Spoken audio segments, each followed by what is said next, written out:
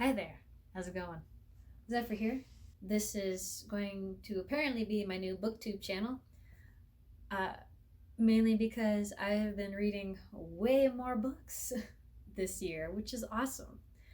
And now I have thoughts that I want to share with you. So for today's video, I want to talk about Wendy, Darling by A.C. Wise.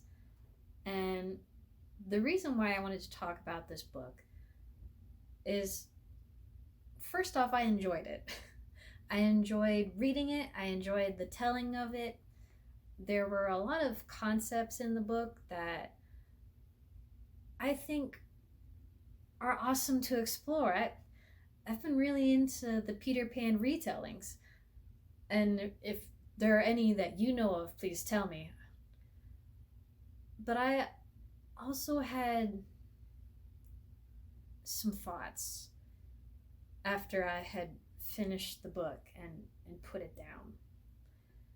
And then I procrastinated on making this video. All right, so I had to look up the description for the book. That way we can start talking about this. Wendy Darling is described on Goodreads. A lush feminist reimagining on what happened to Wendy after Neverland, for fans of Circe and the Mere Wife. Really? One second. Come here then. What? You can tell that I plan to take over the world because I have a white cat. You can just do this. Not that she ever wants to stay still. Really? Are you going to be quiet while I finish reading this? Probably not. For those that lived there, Neverland was a children's paradise. No rules, no adults, only endless adventure and enchanted forests, all led by the charismatic boy who would never grow old. Luna, swear to God, put your butt down. But Wendy Darling grew up. She left Neverland and became a woman, a mother, a patient, and a survivor. There's darkness at the heart of the island, and now Peter Pan has returned to claim a new Wendy for his lost boys. So, first and foremost, I want to say that I got the advanced reader's copy for this book from NetGalley, which I officially love that website. I've been getting a few advanced reader's copies, and I definitely want to talk about them here after I finish more of them, because I've got, how many do I have? I have 4 that I need to get through. But I got Wendy Darling as an advanced reader's copy, and I've thought about getting the actual physical book, but I don't know if I'm going to do that. I wanted to mainly talk about the themes and how they relate to the story, and specifically about Wendy herself as a character. Now, if you're interested in this book, I would definitely recommend not watching the rest of this part. Spoiler warnings, because I'm going to go into the actual story. So, spoiler warnings for the book. If you want to read it, which I definitely recommend it, stop this video, go either borrow it from your library or go buy it from the bookstore, however you get your books. Go and read it. It's good. I recommend it. Despite what I'm about to say about this book, I recommend reading it. I probably said this earlier. It depends on how much I had to edit it down. I enjoyed the telling of the story, but once I put the book down, I started noticing some issues. And a lot of my issues come from Wendy herself. So, the big problem that Wendy has is that she doesn't want to let go of Neverland, which is understandable. It was this crazy adventure that she went on with her brothers. She got into danger. It's understandable. The problem is that her brothers are basically convinced to forget about Neverland by their parents, and she holds on to it very strongly, to the point where the older of her brothers, John, puts her into an institution.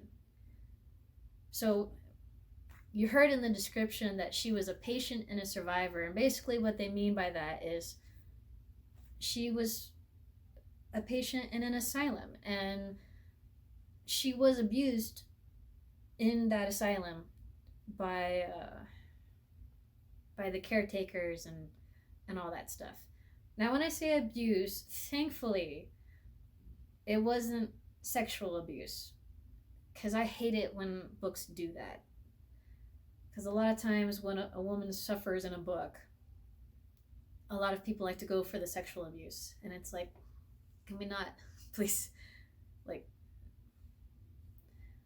so I was glad that that wasn't a thing here, because I was worried about that. But she still gets physically abused, and it's not a great situation. So there's that.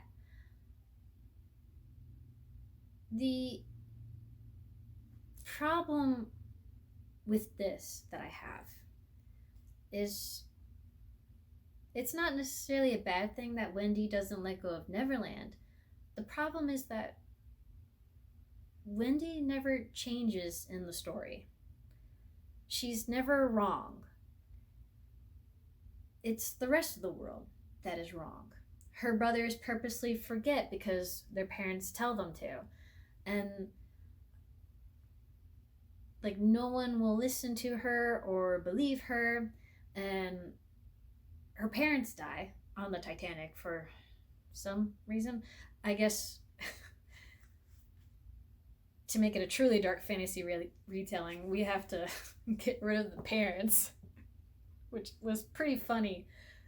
Not in a ha-ha kind of way, but just, it was really out of left field when that happened.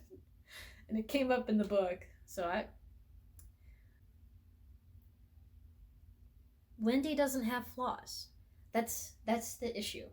Is Wendy is perfect. She is right. There's nothing wrong with her worldview or anything. She doesn't really grow. By the end of the book, nothing's really changed except that she went to Neverland again to save her daughter. Wendy has never been a character in any version of the story who isn't brave. Wendy is always brave in every iteration of Peter Pan. I've never seen, like, there's no movie, there's no retelling, nothing where Wendy isn't a good person and isn't brave. And so basically what I'm saying is this book falls into the same trap as a lot of the other retellings and versions fall into, that Wendy doesn't need to change. And that's kind of a problem. So I had to look this up again because this book is billed as a feminist book. That's part of the marketing. And a big part of the story is Wendy going on an adventure as a mother. And it's a big deal. Like, the author has even done an interview or two where she talks about how she wanted to write a story where mothers go on adventures. Fine. That's great. And I agree with that. My problem with this book is The only adventure Wendy goes on is to Neverland. And you might be thinking, well, obviously, that's the big part of this book.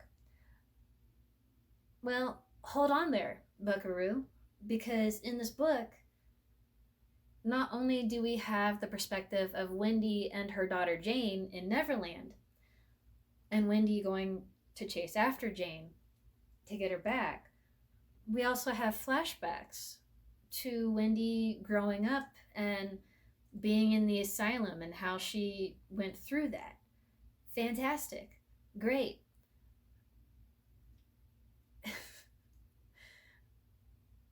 Not even the asylum changes Wendy.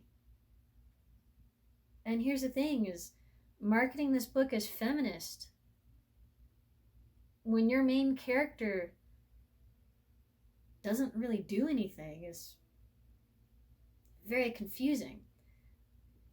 Which is why I had to look up what a feminist book is. And here's one definition. There's different ways of looking at this, but a feminist novel, then, is one that not only deals explicitly with the stories and thereby the lives of women, it is also a novel that illuminates some aspect of the female condition and or offers some kind of imperative for change and or makes a bold or unapologetical... I speak English. It's my first language. And or makes a bold or unapologetic political statement in the best interests of women.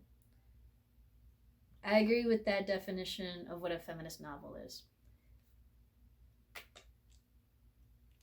I would therefore argue that Wendy Darling is not a feminist novel. Because, as I've reiterated multiple times, Wendy doesn't change.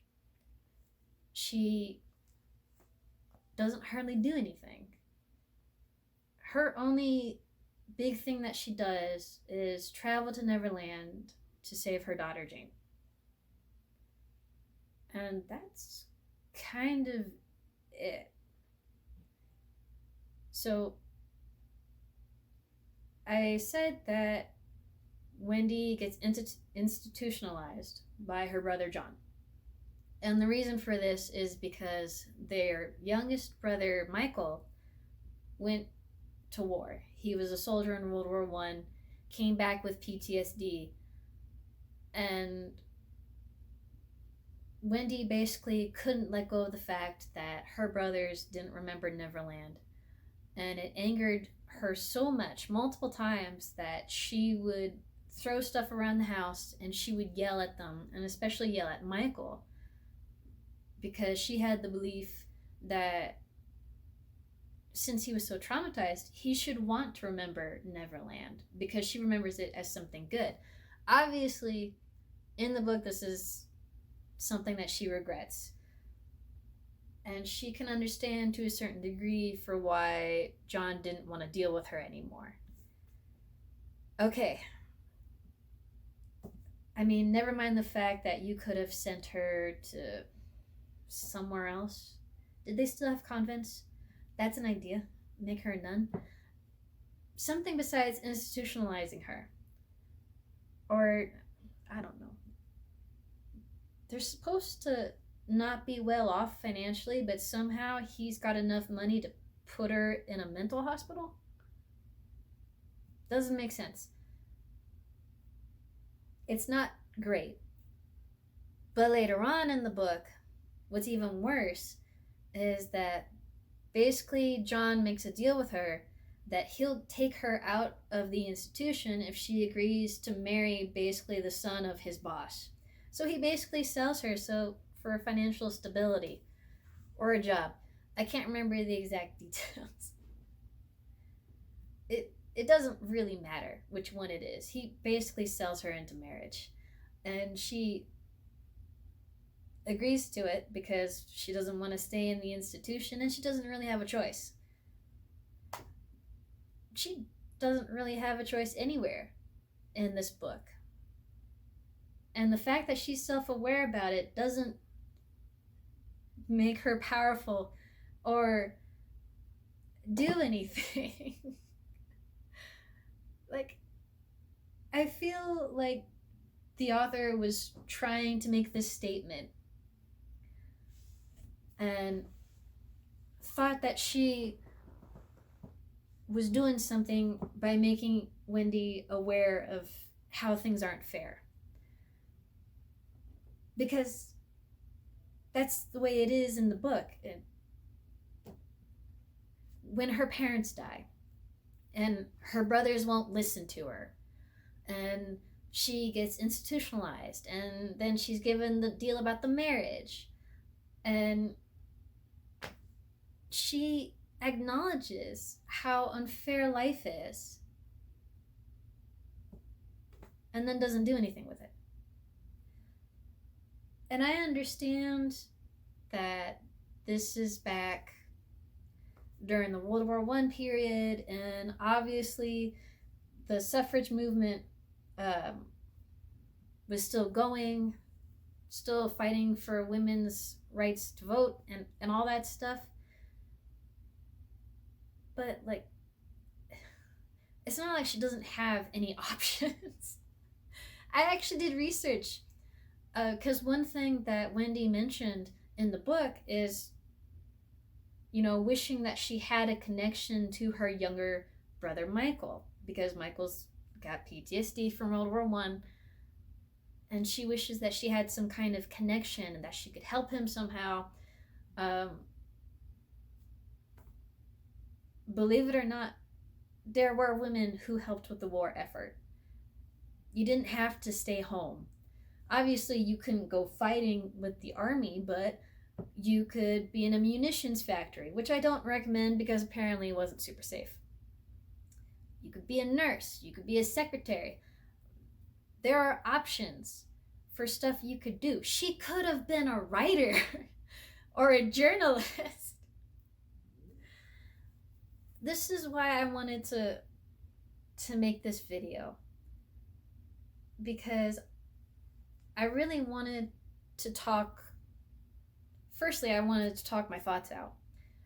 And secondly, I wanted to find out if there were other people who had thoughts similar to me. I definitely looked in the Goodreads reviews, and there were some people who were kind of talking about this, but at the same time not. Different people have different ways of viewing books. I feel like I understood what the author was going for, but I don't think it was executed very well. What I think would have been more interesting for the story is if Wendy let go of Neverland the same way that her brothers did. Now, hear me out. I think it'd be very interesting, because this is something that's a big part of Wendy Darling with the story, is that Peter Pan is not everything that he seems. So, what could have happened? Let's do story workshop. This is the story workshop section. What could have happened is Wendy could have let go of Neverland the same way that her brothers did. Basically, she has the bad experience finding out Peter Pan's secret, and she forces herself to forget because it's traumatic. And if you really want her parents to die on the Titanic, you can have that happen too. And have that be the moment where she decides that she's going to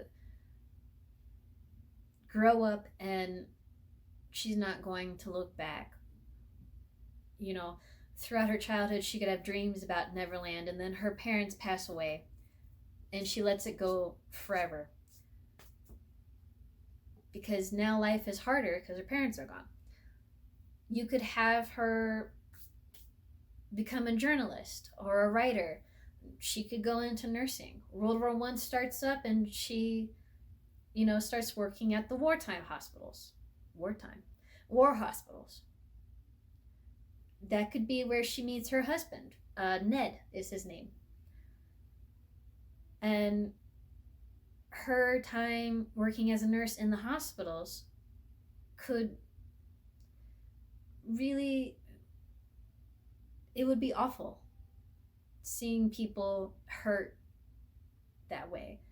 And just having her deal with that. And that could be the connection to her brother Michael. You could still have him go to war and get PTSD. And even though she'll never really know what it's like to be a soldier, she would still have that connection. And like I said, she meets her husband Ned that way. And she could be scared of becoming a mother, but finally decide, that that's something that she wants. And then, Peter Pan comes, like in the story, comes to take Jane and thinks it's Wendy. And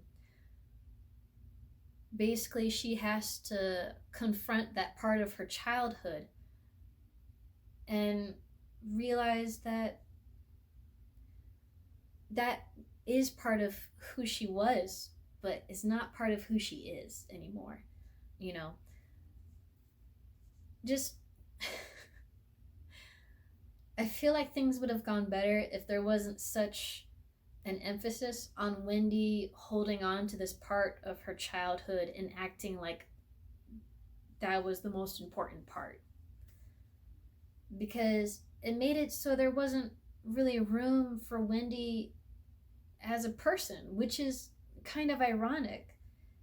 Because I get the feeling that the author wanted to make Wendy into this very strong and independent woman, and yet throughout the story she's hampered by her dependence on Peter Pan. And that's what it is like Wendy is dependent on the idea of Neverland and on Peter Pan. And I'm supposed to believe that there's more to her than that, and you don't really get that in the story, which sucks. Because I like these fairy tale retellings. I find it really funny when people try to bill them as being darker than the original. Never mind the fact that in the original Peter Pan, he kills the lost boys who get too old. The original is dark enough. You don't have to make it darker. But you can expand on the idea of childhood and that person you were as a child not being as important or integral to who you are as like the decisions you make. And like growing up is letting go of that part of you. I've never understood why people are obsessed with the idea of the youth and being young forever. Because being a kid is such a small phase. It's such a small part of your life. And you could have had the story where Wendy realizes that and realizes that she didn't need to go to Neverland for an adventure. Her adventure was her life.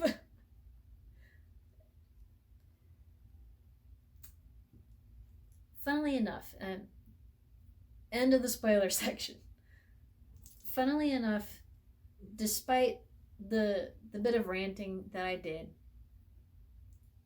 like I said, I did enjoy the telling of this story. I had fun with it. I wish there was more. I wish there'd been more, So, just to wrap this up and to finally let it go and let it be done, I recommend this book. I really want to see what other people think of it. I want to have discussions about it, the different aspects. I did see reviews where people said they really liked Wendy and they definitely thought it was a feminist book. That's fantastic. I want more discussions about that because that'd be great. I'm the kind of person who likes talking about the aspects of books and breaking them down to their bare bones and just like you're taking apart a machine. I love that kind of stuff. So let me know if you read this book or if you plan to read it. Let me know what you think. Comment down below. Just, I love talking about books. I hope to continue talking about books. But for now, I need to go ahead and get going. On to the next adventure. Bye bye.